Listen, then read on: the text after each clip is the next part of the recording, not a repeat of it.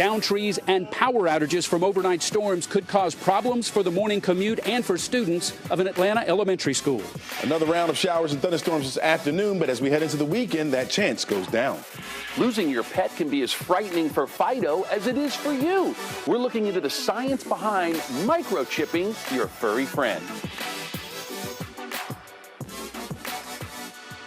Live from the 11 Alive studio, Morning Rush starts now.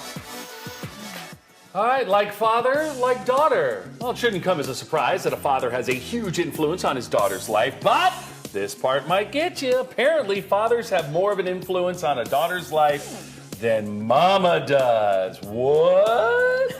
We're going to break down the reasons why. What do you think? Who has more influence on you? Tweet us and use that hashtag MorningRushATL. Mama? I would say my dad. Daddy? I'm very close with my dad. You? I'd say it's equal. My dad and I, we butt because we are very similar, but I'd say equal. Okay. Yeah. Different Equal influence? Yeah, on different ways, different parts of my life. Well, we'll find out what they're saying coming up. All right, good morning to you, everybody. Guess what today is?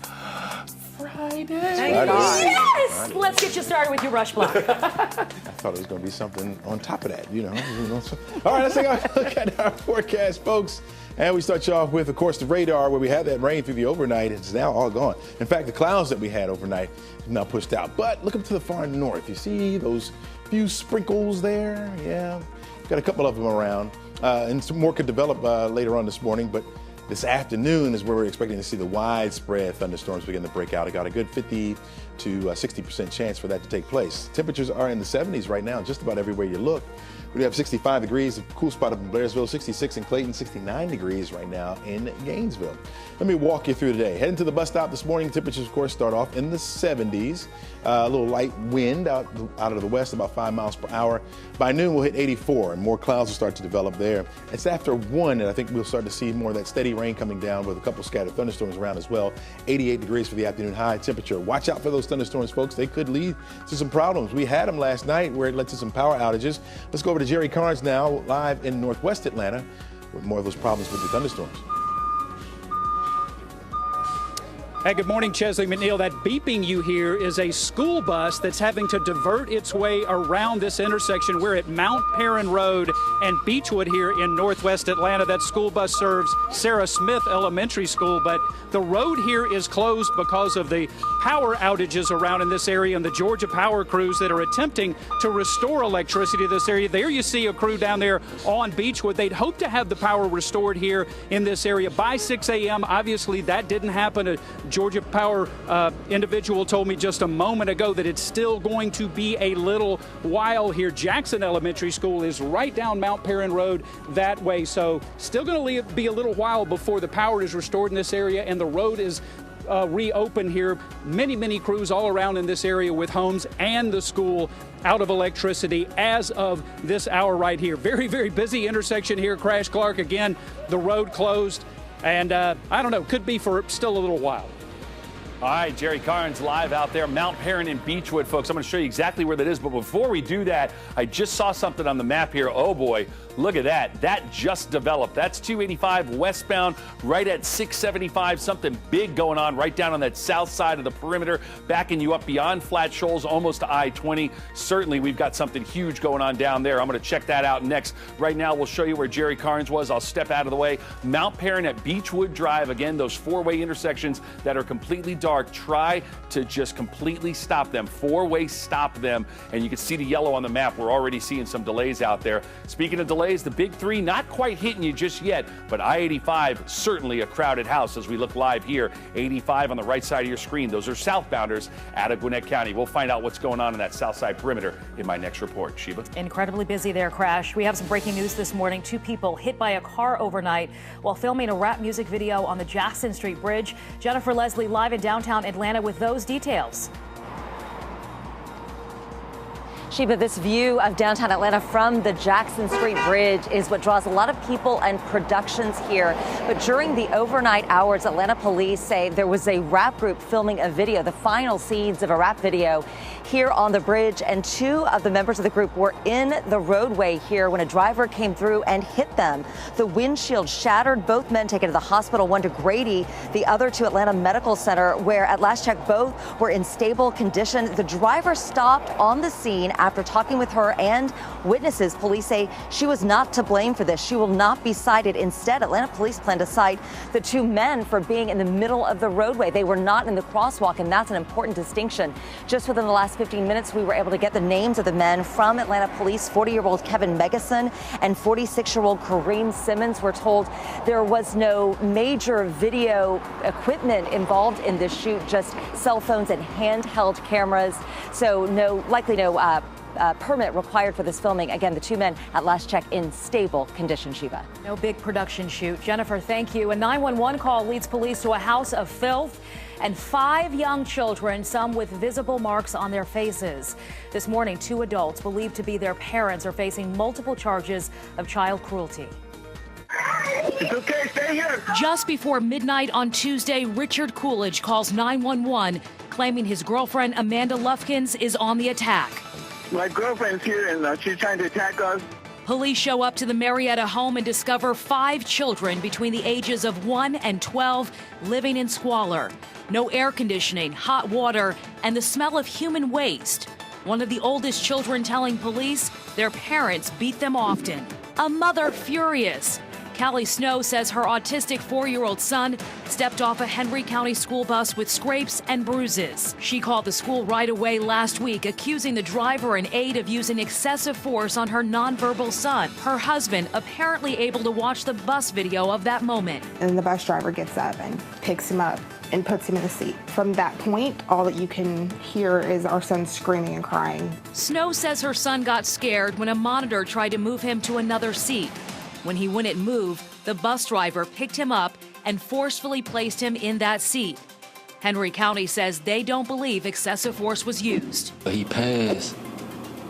They're doing the thing he really wanted to do, working for the stadium, his favorite team. The family of a worker killed during the construction of Mercedes-Benz Stadium filing a $100 million lawsuit. Sonny Rogers died last month after spending 3 years in the hospital. According to the lawsuit against several construction companies, Rogers was critically injured while moving a 42-foot-high metal tower using a forklift. The family claims those in charge should have known there was a safer way. And that is your Rush Block. The time now is 6:06. King James is the newest member of the LA Lakers, the creator of a new school, a father, but some fans want the NBA All-Star to take on a new role. A petition is calling for James to replace the now U.S. Secretary of Education, Betsy DeVos. Thousands are inspired since the basketball star recently opened his own public school for at-risk students. Days later, President Trump controversially tweeted that James isn't too bright himself. There's still no word on whether James is even interested in the job, but a lot of people are wondering. They're talking about it online saying, well, what if? Liza Lucas is following all things trending at the 11 Alive Bridge. Liza. That's right. The goal for that petition, about 25,000 signatures. And Fran, they are nearly there. They're close to 24,000 at last check this morning. And we've had about 1,000 comments on 11 Alive Facebook this morning. So you can see the reaction that people are just all about this story. Now, Gregory says he can and is doing more right where he is. So even though a lot of you love LeBron, you're on King James's team, you don't know that this is the right fit for him. This one saying, I love what LeBron is doing. Hope he's able to continue his great work. But can we please take a pause from drafting celebrities and political stooges to do work where there are trained and dedicated educational professionals available to do so? And some of you are just saying, where did this idea come from? The petition does acknowledge that this is probably pretty far-fetched for James to leave his big basketball star life, but they say they're also trying to send a message to the Trump administration. We'll continue to follow here at the bridge. In the meantime, Chesley, what's one thing to know about today's weather? Well, let's take a look at it here. The wazometer, we're looking at a 5 out of a possible 11 today. 60% chance for scattered showers and thunderstorms this afternoon. 88 for your high.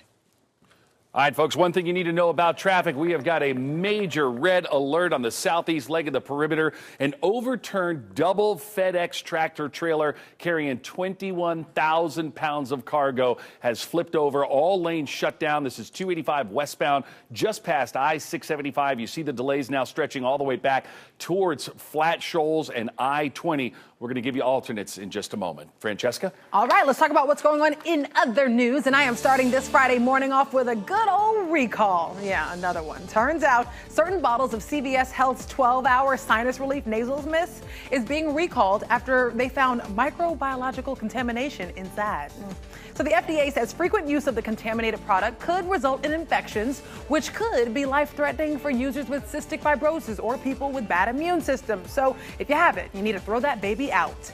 And they say if you can't beat them, join them. And that's exactly what Party City is doing. We've just learned that they're the latest company to team up with Amazon. Right. So for the first time ever, Party City will begin selling Halloween costumes on Amazon's online marketplace. This is a pilot program to see if you folks prefer looking for that Kardashian costume online or in the store. It's going down this fall. And now it's time for a segment we like to call So They Say. So they say fathers have more influence in a daughter's life than mothers. That's according to a new study that says dads being present in their daughters' lives are essential for their proper emotional development. So the study, which is in the Journal of Family Psychology, found that daughters who have great relationships with their fathers are at lower risk of developing depression, anxiety, and are better at handling stress. They're also more comfortable. Oh, me and my dad. Oh. They're also more comfortable. Surprised me. They're more comfortable talking about their emotions, and this allows them to be prepared for fulfilling relationships later on in life. Now, I will say I got a text message from my mother who was like, watch what you say. They're in Ellenwood watching the show now. All right. So I'm just going to, again, it's equal. Yeah, it's equal, mom and dad. But the study does go on to say that things like relationships, sexuality, and values and their self-image are increased if there is a father in a daughter's life. Yeah. What did Chris Rock say? What did Chris Rock say? As a father, you have one job. Yeah. Keep your daughter off the pole. Right? That sums it up. Yeah. That sums it up. You know. But I'm close with my father too, and he is my right-hand man. Yes. Anytime I'm dealing with, I mean, I was dealing with a lightning strike yesterday, and he's the first guy I call. So yeah, and I also encourage that relationship with my daughter and her father. You know, it's important to have that relationship for so many different reasons, to show them love too. Yes, you know? And the study also goes on to show that helps form, that's the first man-woman relationship that you have, and that helps them form relationships with those men out there to show them how they should be treated. And we know there's a lot of daughters out there, a lot of women who don't have fathers in their lives. So I know there's a lot of uncles that step up to the plate and cousins who step up to the plate. So just reinforcing the importance of a male role model in one's life. I always thought if I had a daughter, she would be a monster. Really? And why is that, Chesley? Oh, she would take this world by storm. Believe that. I believe it, Believe that. Oh, yeah. You want to babysit but my daughter? No, I don't have any. No. Thank God. I don't weekend, have any daughters. Oh, my gosh. I really wanted one, too. I really wanted one. You got the three boys. You got my three sons instead. I beg God, give me a girl. Not too late, Jessica. And now I'm thinking, thank you so much for not giving me a It's not girl. too late. All right. It's long pass. Long pass. Losing your pet can be frightening, folks. It's frightening for you as it is for them. We're looking at the science behind microchipping your furry friends coming up at 6:15. And a teenager is pushed off a 60-foot bridge into the water by her friend. And you'll hear from that teen and the injury she suffered coming up. I just want to say, Fran, your dad's got a little Idris Elba going on. You saw a little chin hair. Like for real. All right. A local school under fire changes directions. This after a controversial decision over the Pledge of Allegiance. Details at 6:35. He's going to love what you said. And he's a rapper and activist and now the newest member of a major Atlanta museum board. Atlanta's own Killer Mike's resume is growing, and we'll give you the details at 6:40. No wonder your mama's got a smile on her face.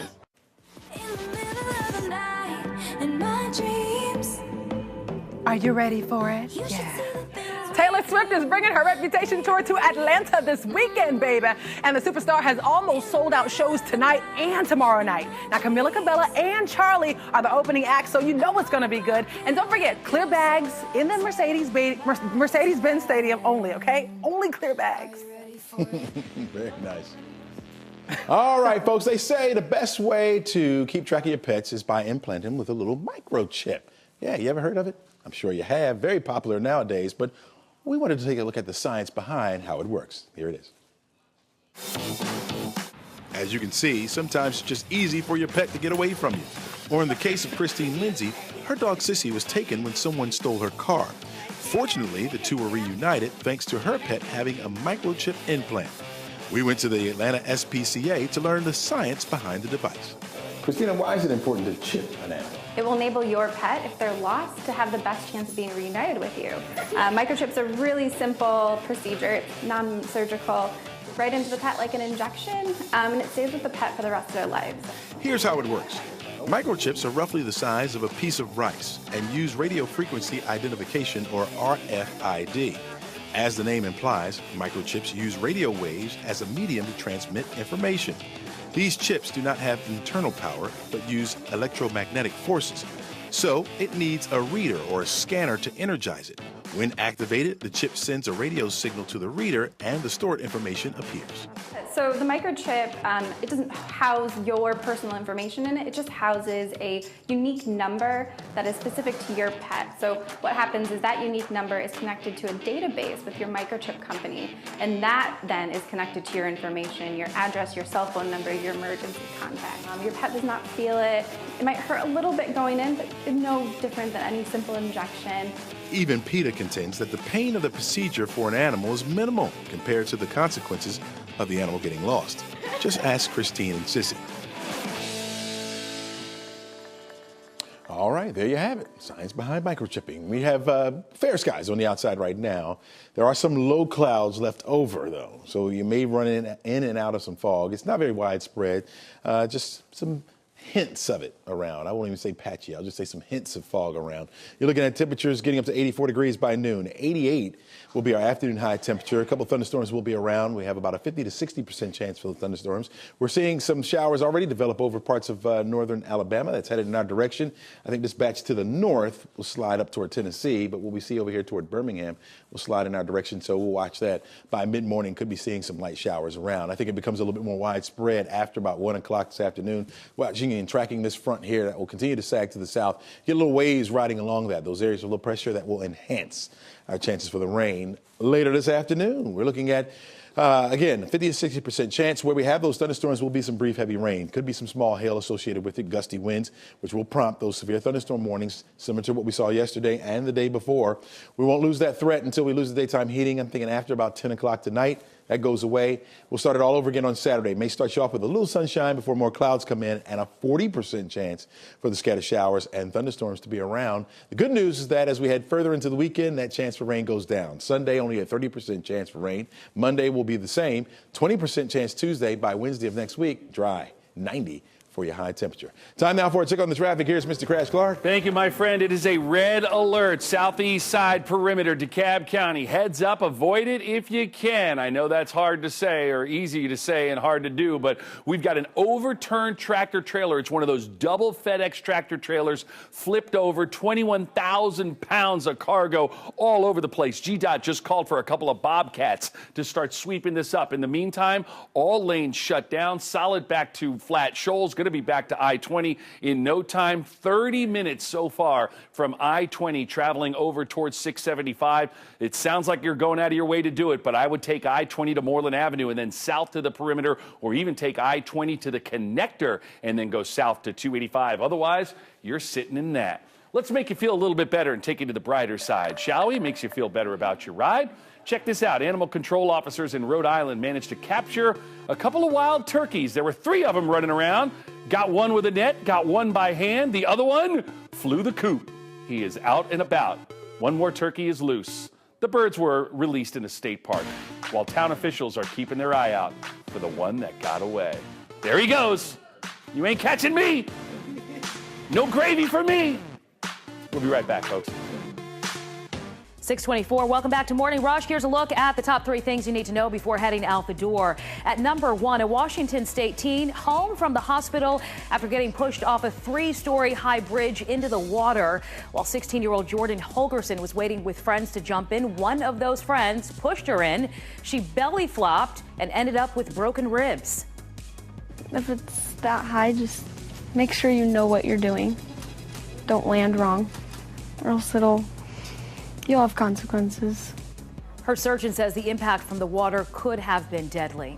And at number 2, nearly a year after Hurricane Maria hit Puerto Rico, the government there now says the official death toll of 64 is more than 20 times too low. According to a new report, the number of dead is 1,427. The government had been criticized for underplaying the number of deaths. There were even protests this year over the official count. That report also says more than 500,000 homes were damaged, estimating the cost of rebuilding the island, a U.S. territory, at $125 billion over the next decade. And at number 3, the First Lady's parents are now American citizens. They took the oath of allegiance to become U.S. citizens in New York yesterday. Their attorney speaking afterwards, saying Melania Trump's parents are just like any other immigrants. But it is raising questions as President Trump has repeatedly railed against the chain immigration process, saying he wants to put an end to it. Now over to Francesca and Liza with your quick picks. All right, I'll take it, Sheba. Of course, I'm at the 11 Alive Bridge. This is where it all goes down. Really, it is going down. You see Crashy's working in the background there. We want you to help us. Let us know what you think should be trending as well. Use the hashtag #MorningRushATL. And I've got to start with this one. I love this about adorable back-to-school moments. Well, Rebecca shared this one on Twitter. It's gone viral. Check out her adorable little kindergartner who's not feeling so good about her first day of school. There she goes, and she throws her paper crown at Mom.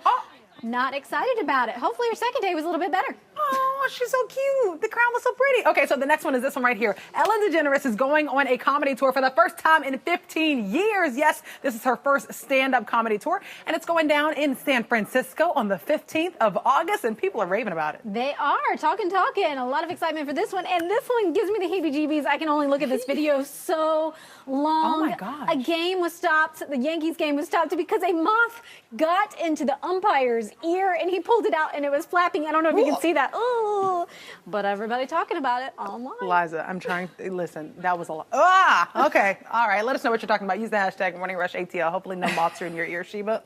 Ooh, a squirmy moment for sure. Sanitation workers on strike this morning. This is a live look outside Republic Services in Northwest Atlanta. There's about 30 sanitation workers picketing right now. More than 100 workers who are responsible for trash at busy spots like the airport and Phipps Plaza now off the job. We're going to check in with them in just a few minutes.